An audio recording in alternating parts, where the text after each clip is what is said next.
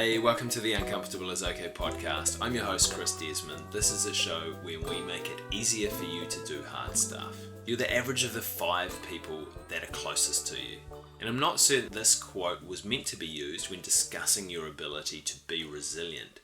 But what I have found from my interviews with people that have embraced the uncomfortable and come out the other side is the community that you surround yourself with is incredibly valuable. And being resilient means that we've developed the ability to remain persistent through challenges.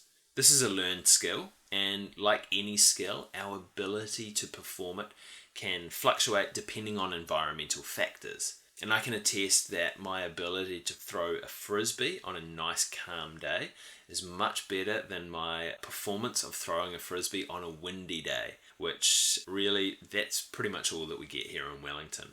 So my ability won't have changed much on a day-to-day basis, but my performance can change drastically due to these external factors. So who we surround ourselves with and the information that we choose to consume is an external factor that we can control to some degree. The support or the lack thereof from our community influences our ability to build and apply the skill of resilience. People that don't like challenge or that shy away from adversity will often say things like, it's not worth the trouble, don't even bother, or that's just too hard. These people aren't going to help you develop your ability to be resilient. When the going gets tough, they're more than likely going to encourage you to quit.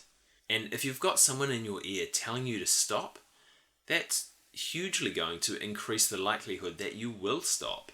If these people and messages surround you, it makes it really difficult to even start hard things, much less find your way to the other side.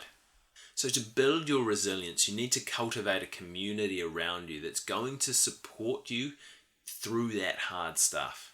And you might want to enlist people who have already done what you're trying to do. You might want people that give you constructive feedback, people that give you a pat on the back when you need it, tell you you're doing well, keep going. You might need someone to hold you accountable or someone to bake a tray of muffins for you to help you celebrate those little wins that you get along the way. These people make it easier for you to do hard things. Their support and their direction help swing the environment in your favor so you can overcome harder obstacles with a great community around you.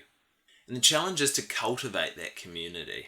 So here are some tips that I usually give people that I work with around cultivating a community.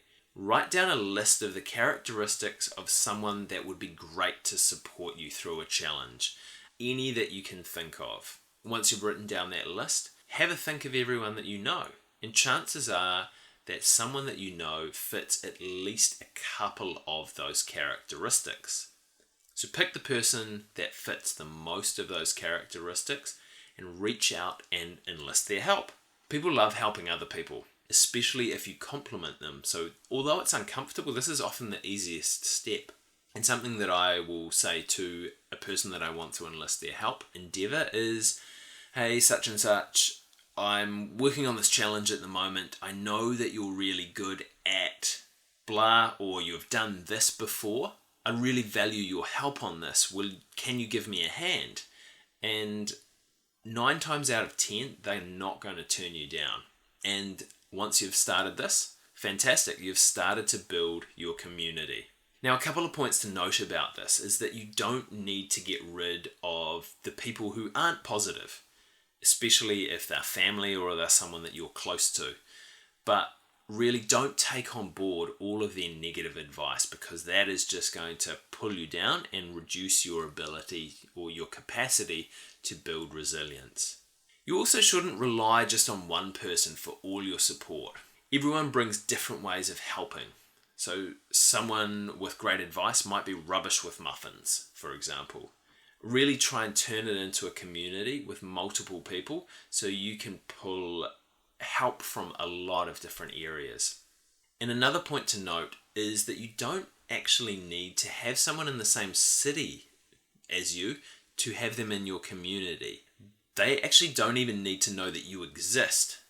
So you can read books, you can watch videos, you can listen to podcasts, You can chat over the internet and find great support and great community from that. There are a lot of people that I have in my community that I've never met in person, but who have helped me out fantastically.